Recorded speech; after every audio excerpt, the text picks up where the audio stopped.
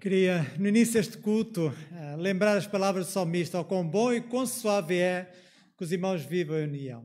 É tão bom podermos estar juntos. Apesar desta situação de pandemia em que estamos, podemos nos reunir neste lugar com toda a segurança para cultuarmos o nosso Deus. Somos uma família em Cristo Jesus.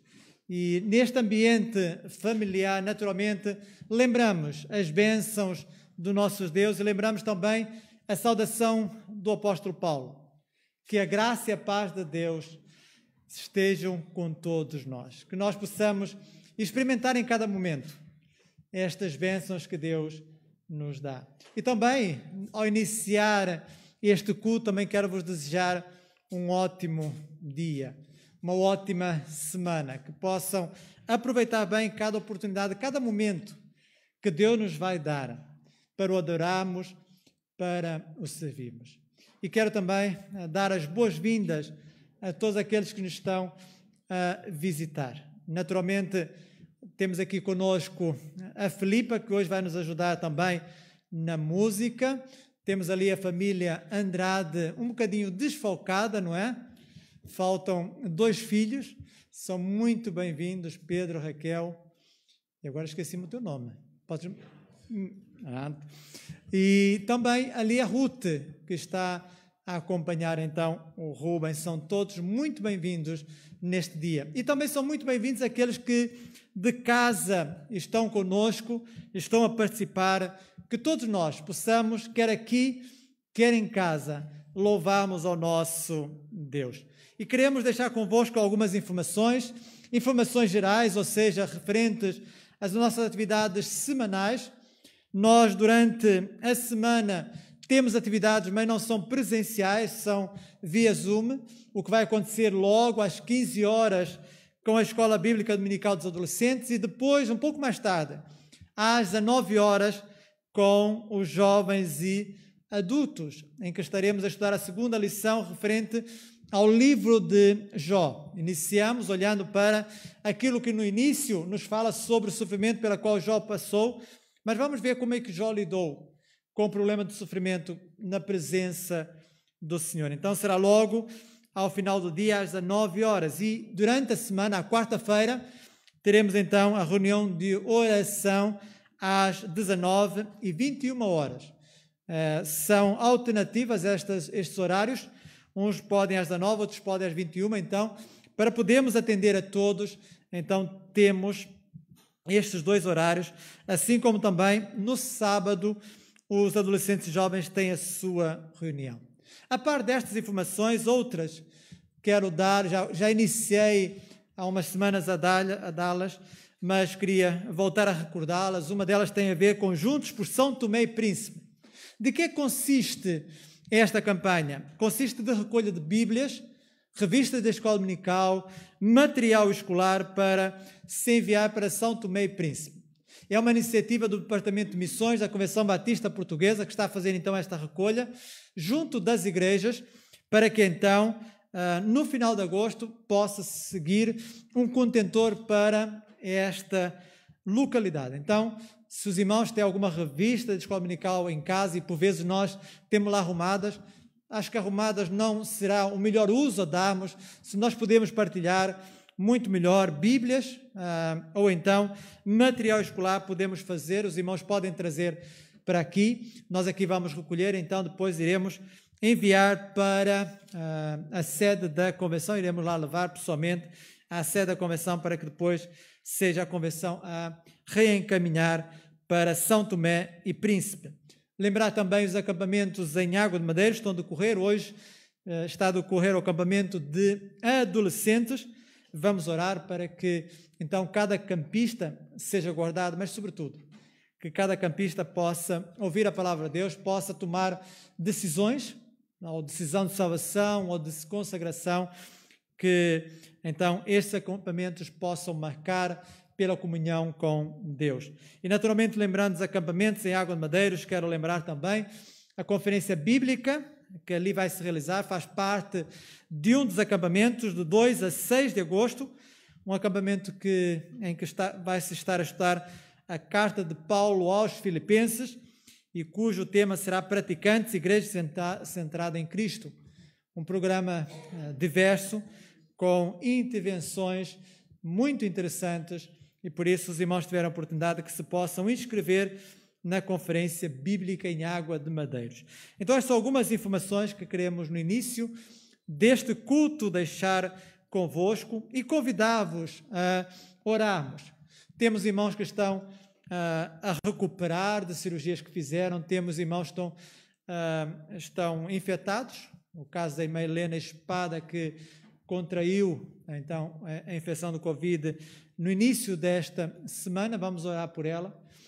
Ela não saía de casa, no entanto, o irmão ia lá e ia lá constantemente e por isso acabou sendo infectada.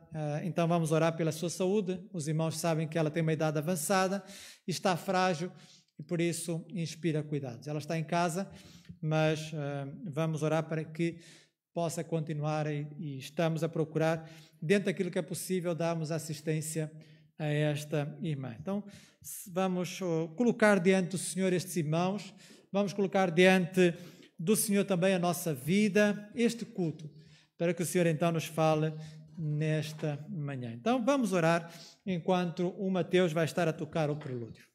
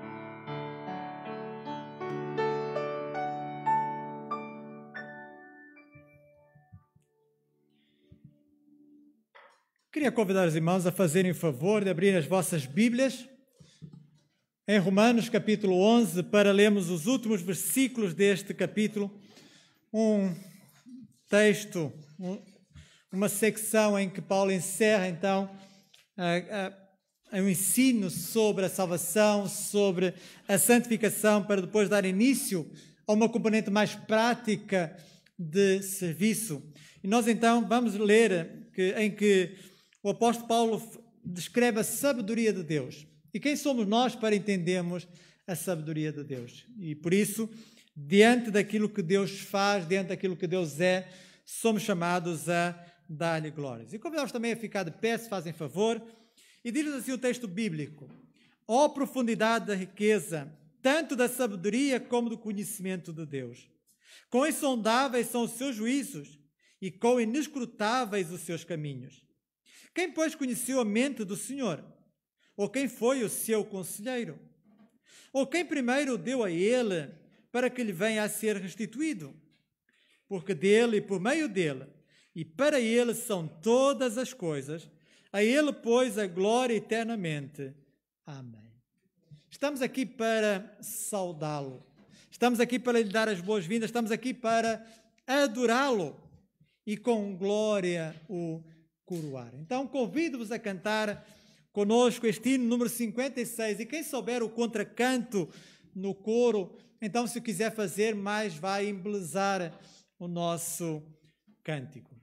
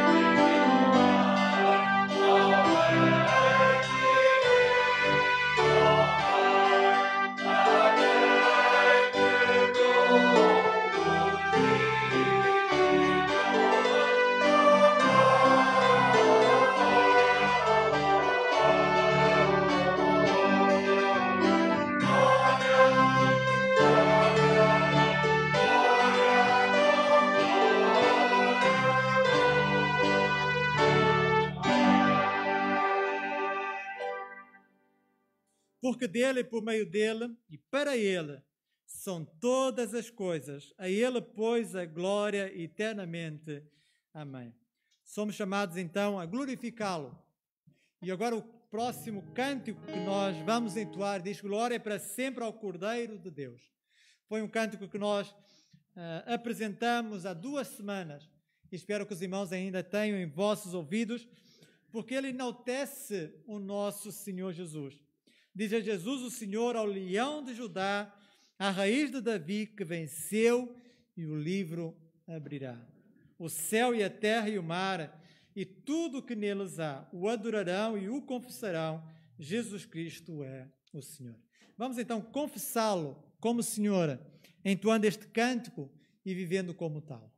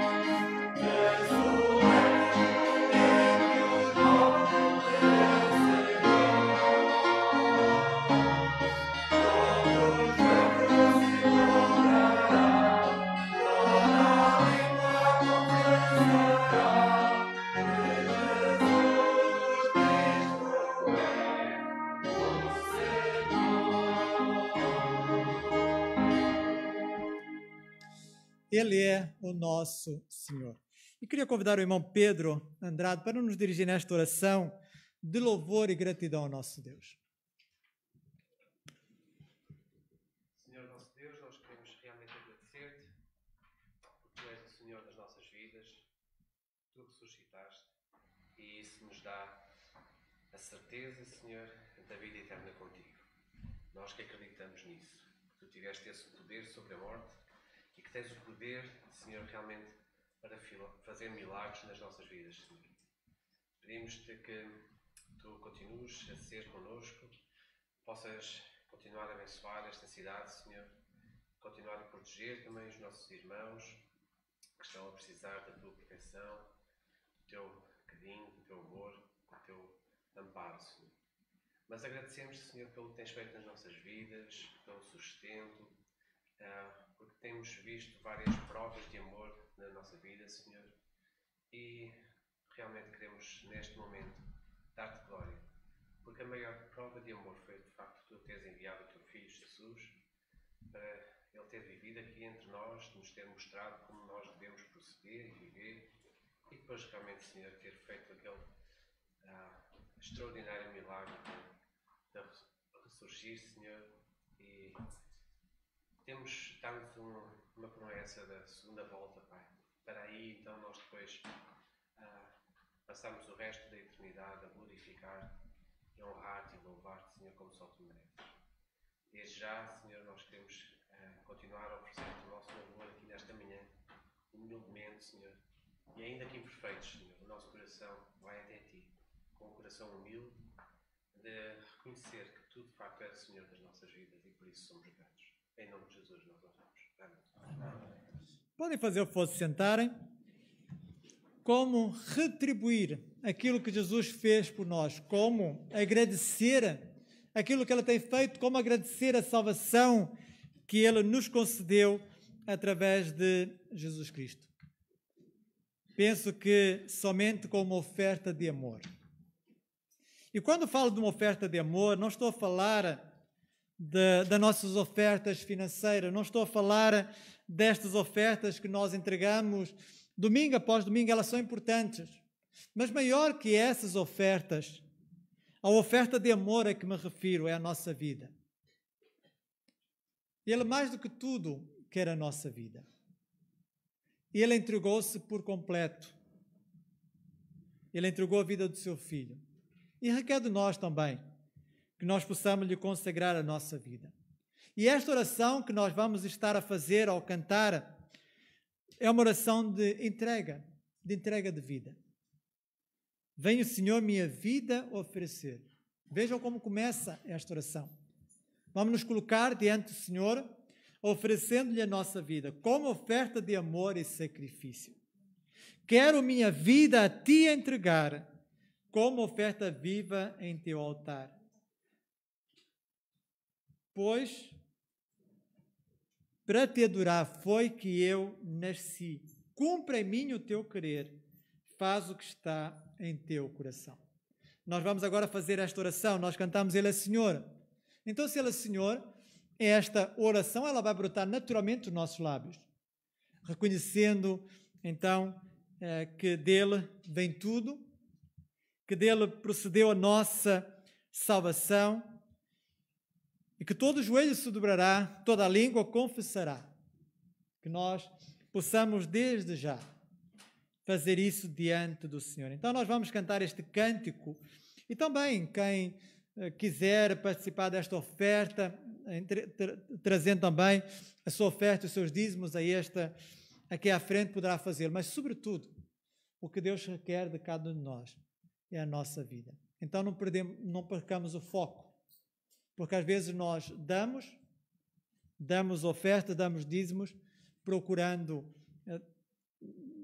isentar esta parte. Mas de que vale isso se não lhe entregarmos a nossa vida? Então, vamos cantar este cântico e quem desejar sair do seu lugar para vir à frente, entregar os dízimos e ofertas, fique à vontade.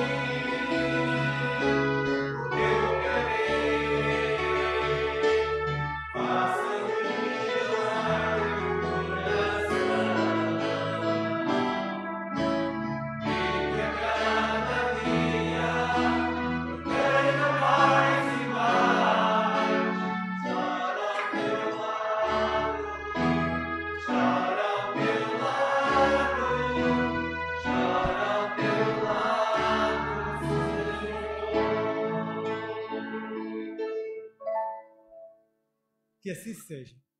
Que nós possamos estar ao lado do Senhor, seja em que momento for, e que esta oferta de amor que acabamos de cantar e de lhe consagrar, que seja contínua, não apenas aqui, feita de lábios, mas que se possa manifestar no dia a dia.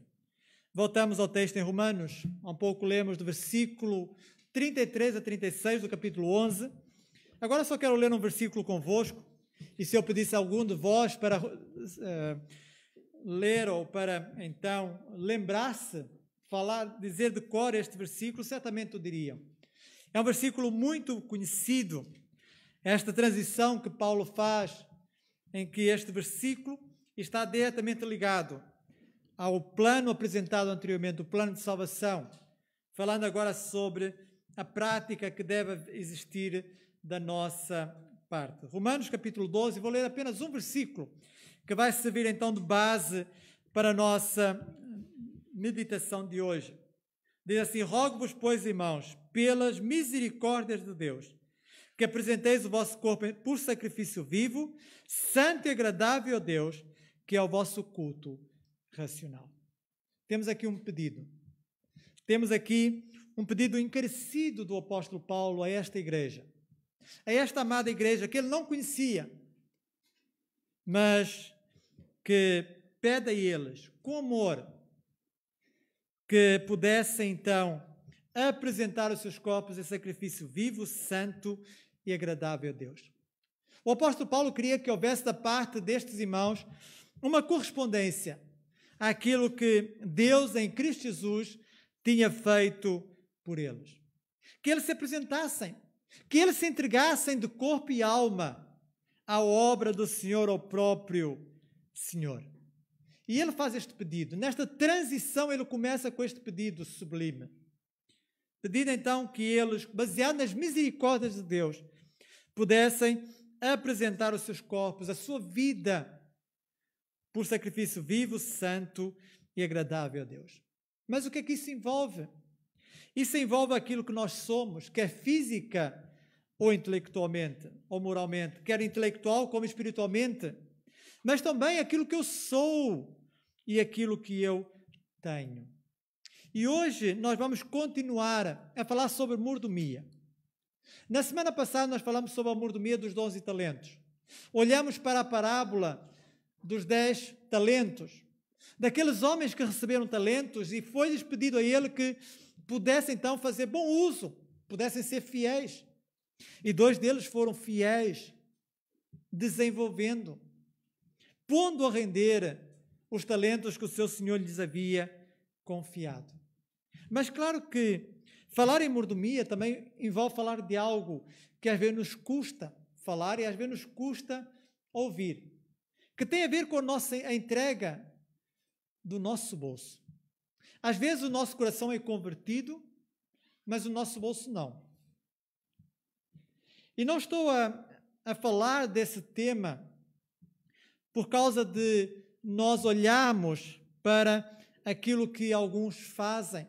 E às vezes nós evitamos falar deste tema dos dízimos por causa de práticas incorretas que outras igrejas têm. Que, baseados numa teologia da prosperidade, dizem que se tu deres X vais receber Y. E tu tens o direito de exigir a Deus que te dê um bom carro, o melhor carro, a melhor casa. Como se Deus fosse alguém com quem nós podemos negociar e que Ele está pronto então a atender os nossos caprichos, sejam de que espécie for. Nós falamos sobre este tema porque ele é bíblico. E temos que o falar. Temos que também referir este aspecto porque é importante, faz parte da nossa mordomia. Não podemos falar sobre sermos mordomos se nós não gerimos bem aquilo que o Senhor nos concede. Se nós não devolvemos ao Senhor uma parte daquilo que Ele nos dá para o nosso sustento. E um aspecto importante que nós devemos considerar quando falamos sobre este tema é como tudo começou. Aonde é que esta prática começou? Porque é muito fácil dizer que a lei assim obriga. Olhar para o Velho Testamento e dizer que foi a lei. Mas não. Antes da lei existir, já existia. E houve um grande homem de Deus que deu dízimo quando regressava de uma vitória com despojo, Abraão. Nós vemos então o relato de Abraão dando dízimo a Melquisedeque em Gênesis 14, 7 a 20. E nós estamos a falar de um período curto entre Abraão e a lei que foi dada por intermédio de Moisés. Estamos a falar de um espaço de 430 anos, como o apóstolo Paulo apresenta em Gálatas 3, versículo 17. É claro que depois, com a lei, foi regulamentado esta prática.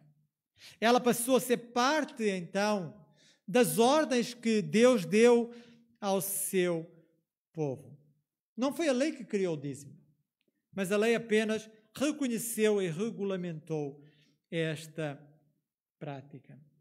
Então, os israelitas eram chamados a entregar a 10ª parte, as ofertas dos seus animais, da sua produção agrícola, de tudo aquilo que pudesse gerar recursos. E o objetivo dessa prática era demonstrar gratidão a Deus.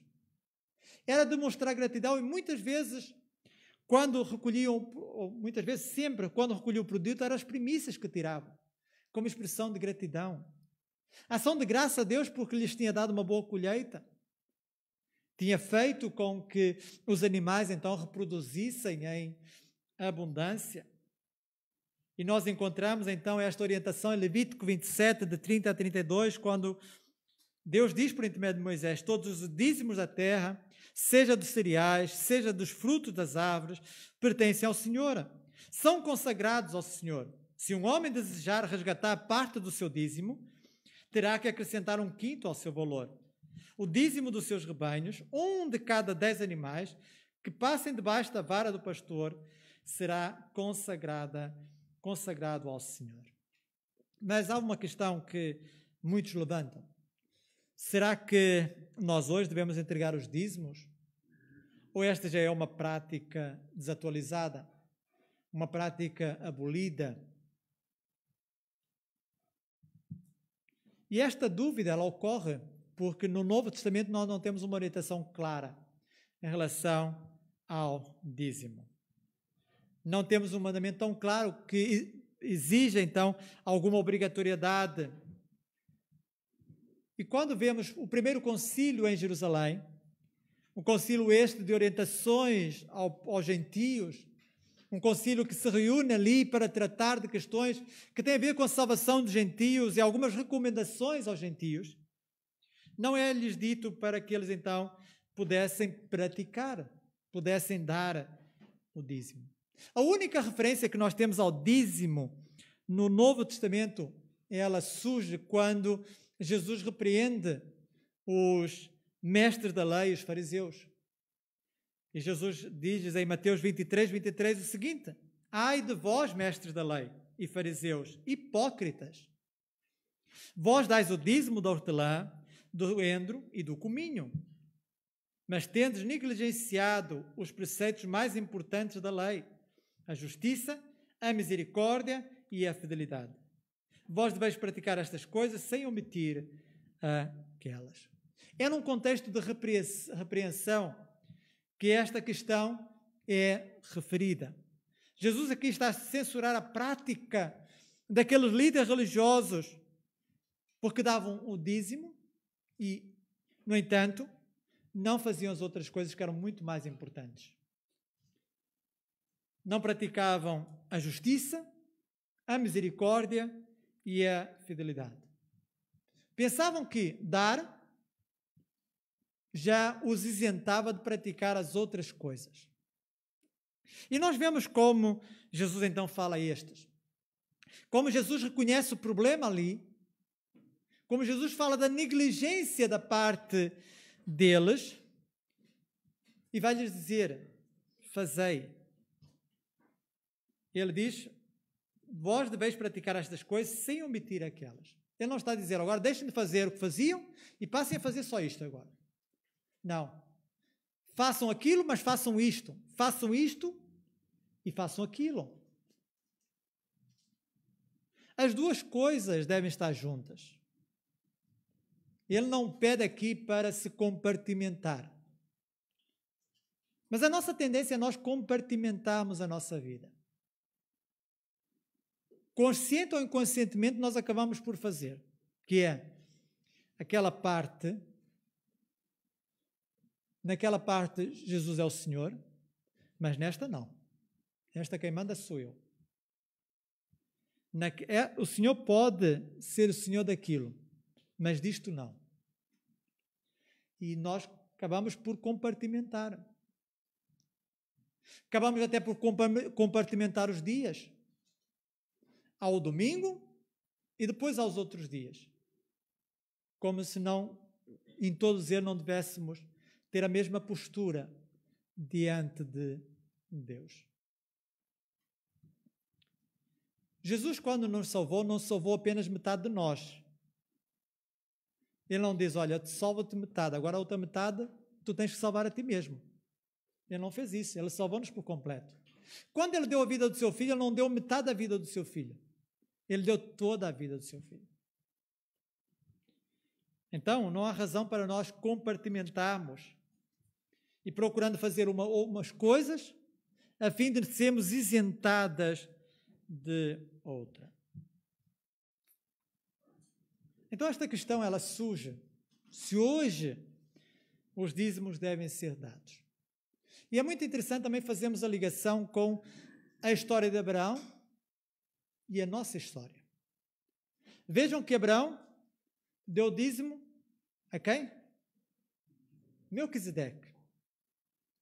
Jesus é apresentado em Hebreus segundo a ordem de quem? Melquisedeque. Então podemos pegar naquela prática do passado e aplicar a nós. Jesus é da segunda ordem de Melquisedeque. E se eu estou grato a Deus por aquilo que fez na minha vida, então eu devo entregar, devolver ao Senhor Jesus Cristo aquilo que lhe pertence. Veja que não havia lei. Quando Abraão deu a ordem, não havia lei. Ele deu e Melquisedeque não disse, olha, eu não posso receber. Não. Entendeu? E essa imagem, ela ficou para que nós a pudéssemos praticar. Jesus, quando disse está consumado na cruz, não estava a consumar esta prática, não estava a terminar com ela. Pelo contrário, ainda estava a valorizar mais, porque agora, mais do que oferta de uma providência física, agora havia uma oferta de uma providência espiritual. Enquanto no passado, os israelitas, eles devolviam ao Senhor pelo bem físico que tinham recebido, agora muito mais nós, pelo bem espiritual que já recebemos, já não precisamos ir ao templo, já não precisamos vir com animais para aqui, para que pudessem ser sacrificados, e se fosse assim eu não poderia, porque eu não consigo ver sangue, mas graças a Deus que não é assim, porque não é assim, porque Jesus é o sacrifício perfeito, e por isso nós temos razões para o fazermos. E por que o fazemos? Por que o devemos fazer? Quais são as razões que a palavra de Deus nos apresenta para que nós possamos ter esta prática? Por um lado, é porque tudo pertence ao Senhor. Reparem o que o salmista disse no Salmo 24:1. Do Senhor é a terra e a sua plenitude, o mundo e aqueles que nele habitam. Tudo pertence ao Senhor. Nós pertencemos ao Senhor. E nós não nos pertencemos a nós mesmos. O apóstolo Paulo vai falar sobre isto, mas ainda sobre esta questão de nós pertencemos a Deus, ou todas as coisas pertencem a Deus também, Ele é o Criador de todas as coisas. Paulo disse, porque nele foram criadas todas as coisas que há nos céus e na terra, visíveis e invisíveis, sejam tronos, sejam dominações, sejam principados, sejam potestades, tudo mesmo. Foi criado por Ele e para Ele. Ele é antes de todas as coisas e todas as coisas subsistem por Ele. Ele não é apenas o Criador, Ele sustenta. Sustenta todas as coisas. Nós não apenas devemos devolver ao Senhor, porque a Ele lhe pertence tudo, mas porque Ele nos dá forças e sabedoria para adquirirmos os bens. Nós damos a saúde como um bem adquirido. Nós damos as forças como um bem adquirido. Ou pelo menos, muitos de nós. Mas isso provém de Deus. E em Deuteronômio 8, 17 e 18, claramente há essa orientação. E digas no teu coração: a minha força e a fortaleza da minha mão me adquiriu este poder. Antes te lembrarás do Senhor teu Deus, que Ele é o que te dá força para adquirir riqueza, para confirmar a sua aliança que jurou a teus pais, como se vê neste dia. É Ele que nos dá forças. Já deram graças a Deus pelas forças que Deus vos deu nesta manhã, pela saúde, pela vida. Foi tão bom acordarmos de manhã e reconhecermos a misericórdia de nós sobre nós, reconhecer a sua misericórdia sobre nós durante a noite que passou. Mas também devemos dar dízimo porque nós não pertencemos a nós mesmos. Nós somos templo, nós somos propriedade de Deus. Paulo, escrevendo aos Coríntios, diz: acaso não sabeis que o vosso corpo é o santuário do Espírito Santo e que não sois de vós mesmos? Então temos várias razões para nós fazermos, para nós devolvermos o que é de Deus, porque o amamos, porque desejamos servi-lo com nossas fazendas, porque estamos gratos por aquilo que Ele fez e por isso procuramos responder à sua mão poderosa sobre nós. Com que finalidade devemos dar? Nós damos, mas para que finalidade? Com que objetivo? Quando nós olhamos para a finalidade dos dízimos, no Velho Testamento nós vemos que eles eram destinados à manutenção da tribo de Levi. A tribo de Levi foi a única tribo que não recebeu herança entre os seus irmãos. No entanto, foi regulamentado que eles iriam ser sustentados pelos seus irmãos. Como? Através dos dízimos. A eles seriam dados os dízimos para, então, poderem viver. Por quê eles iriam receber os dízimos? Porque eles iriam servir no templo. Iriam ser o seu ministério na tenda da congregação. Eles tinham um ministério específico. Não se podiam ausentar dali. Não podiam, como os demais, cuidar dos seus campos, cuidar dos seus animais, porque eles estavam focados ali. E para que eles exercessem o seu ministério de uma forma bem incisiva, então, eles deviam ser ajudados. E por isso, Deus, escrevendo aos filhos de Israel, disse: eis que aos filhos de Levi tenho dado todos os dízimos em Israel por herança, pelo seu ministério que exercem, o ministério da tenda da congregação. Eles eram líderes espirituais entre o povo.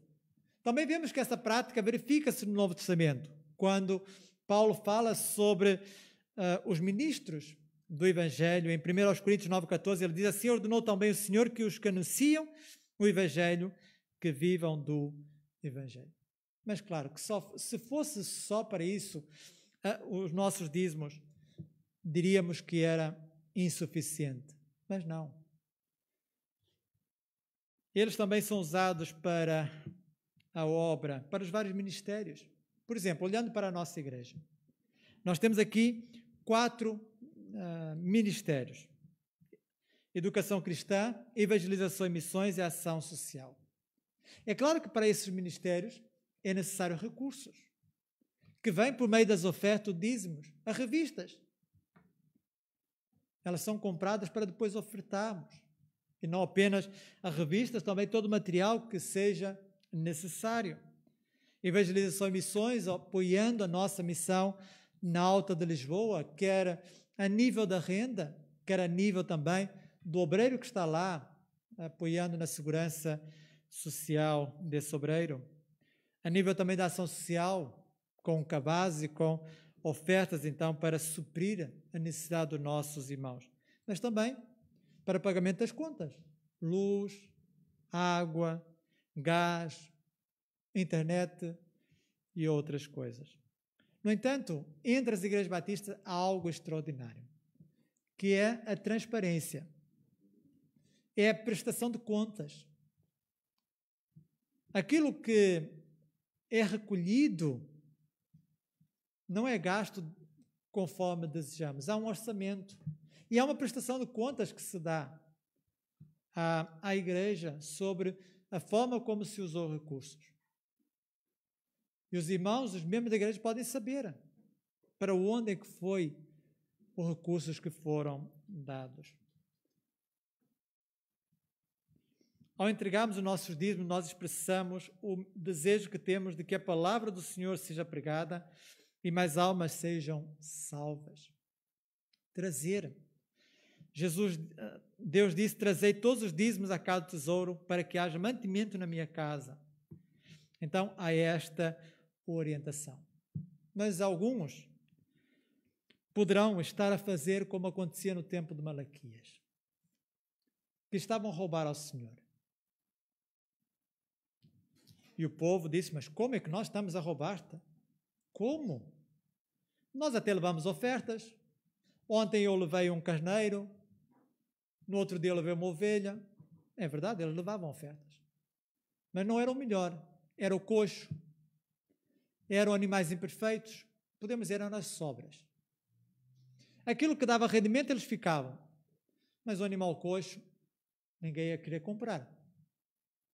Então, isso sim, servia para o Senhor.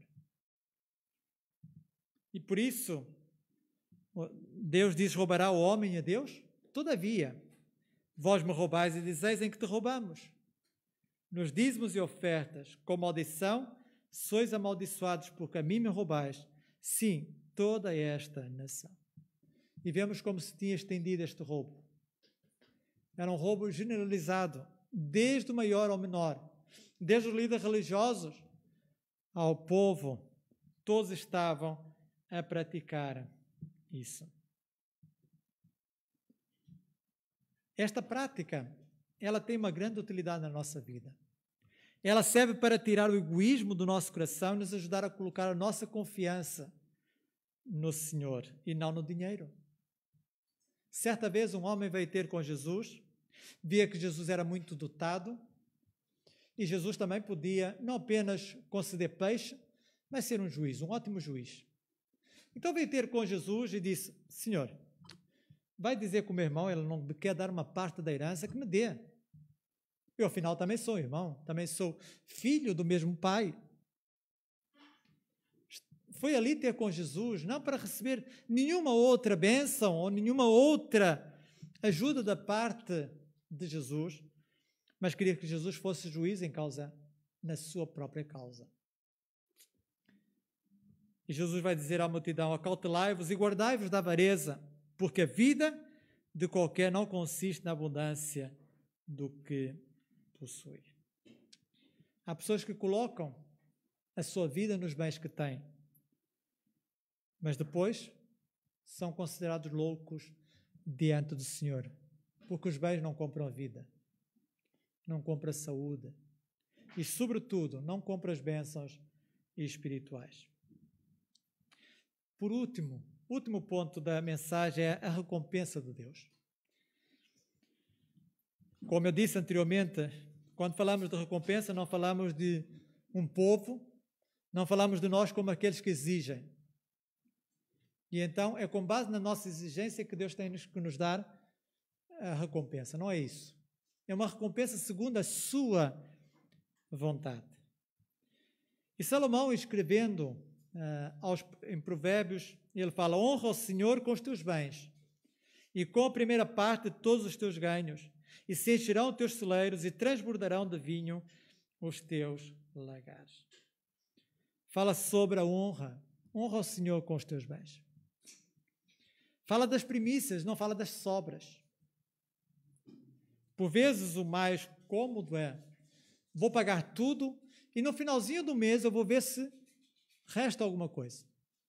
E depois então vou dar conforme naquilo que resta. Normalmente não resta nada. Normalmente nem sobras há quando assim fazemos. Logo, prolonga-se para o próximo mês. No próximo mês eu vou dar. No próximo mês eu vou dar. Chega-se no próximo mês, é a máquina que avaria, é o medicamento que tem que se comprar, novamente passou. Não, no próximo mês. E vamos adiando de mês a mês, até quando tal, já está tão enraizado aquilo que já não nos causa nenhuma dificuldade.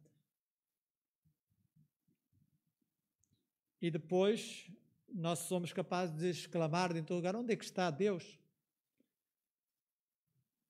Onde é que está Deus na minha vida?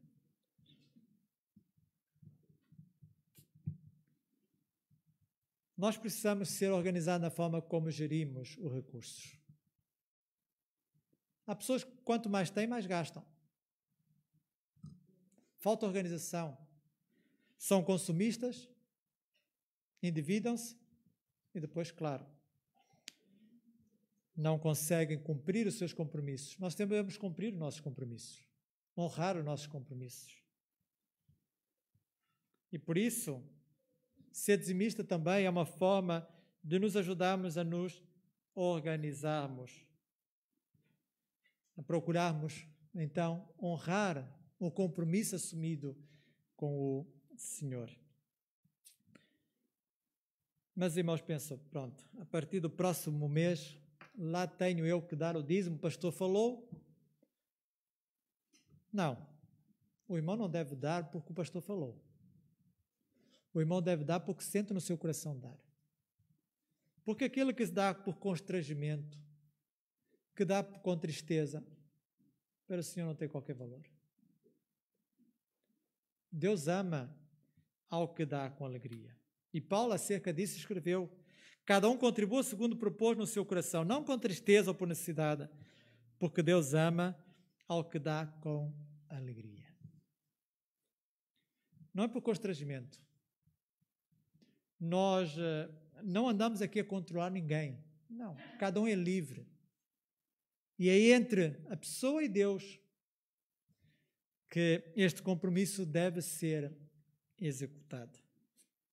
E é muito interessante que quando Deus fala do dízimo, em Malaquias 3:10, ele fala de algo importante: fazer prova de mim. É a única vez que nós vemos Deus dizer: fazer prova de mim. Fazer prova de mim se eu não vos abrir as janelas do céu. Fazer prova de mim. Fala sobre as janelas do céu que serão abertas, da sua providência divina em todas as áreas. Fala do devorador que será repreendido. Ou seja, o Senhor conservará o que é nosso. Fala também de todos nos chamarão benditos do Senhor. Que nós possamos saber qual é o nosso papel diante de Deus. Nós não somos o Criador, nós somos criaturas. Nós não somos o doador, nós somos os receptores. Nós não somos o Senhor, nós somos mordomos. Precisamos saber muito bem qual é a nossa posição. Porque se soubermos perfeitamente quem somos em Cristo, aquilo que Cristo fez por nós, as suas misericórdias derramadas na nossa vida, então aquilo que Paulo disse, o pedido que ele faz, vai se concretizar.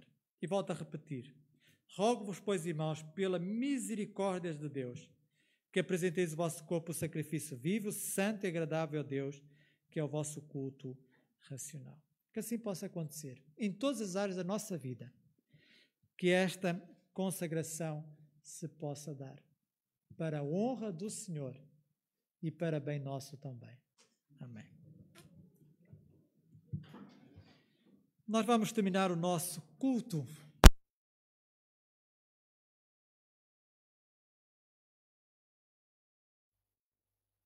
veio me alcançar, meu ser aos pés da cruz quero consagrar.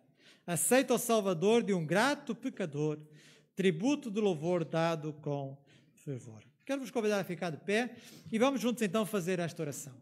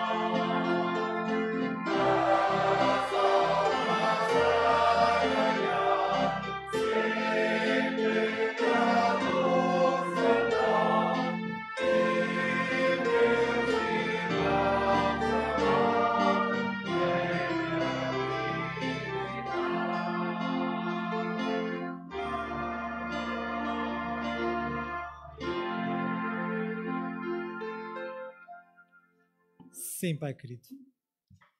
Nós estamos agradecidos por aquilo que fizeste por nós. Louvamos o teu nome por quem tu és. Tu és um Deus maravilhoso. És o nosso Pai. És o Senhor dos céus e da terra. É aquele em quem está a força e a vida. Aquele em quem está a saúde e o consolo. Obrigado, Pai querido, porque podemos descansar em Ti. Podemos caminhar na segurança de que Tu caminhas conosco. Podemos caminhar na segurança de que, quando nós tropeçarmos e caímos, Tu nos levantas e nos transportas. Obrigado, Senhor, porque o Teu amor nunca nos tem faltado. Obrigado, Senhor, porque a Tua providência, ela se manifesta em cada dia, dando-nos um pão para cada momento. Obrigado, Senhor, porque podemos estar em comunhão contigo, quer aqui, quer nas nossas casas, quer nos transportes ou andar. Sabemos, Senhor, que Tu és um Deus que ouve, Tu és um Deus que tem comunhão com os Teus filhos. E queremos Te agradecer por este momento em que estivemos reunidos. Obrigado, Senhor, pela Tua palavra, obrigado pela mensagem que nos foi transmitida das mais diversas formas. Pai querido, ajuda-nos a sermos praticantes e não meros ouvintes, Senhor. Queremos Te pedir que nos possas levar em paz e segurança até os nossos lares, que nos possas conduzir até as nossas casas. De uma forma especial, pedimos à família Andrade que os leves em segurança até ao Algarve, Senhor, que possam ir bem, que possam chegar bem à sua casa, Senhor. E isso te peço e agradeço em nome de Jesus Cristo. Amém. Pode sentar e vamos ouvir o pós-lúdio, que vai ser tocado pela Glória.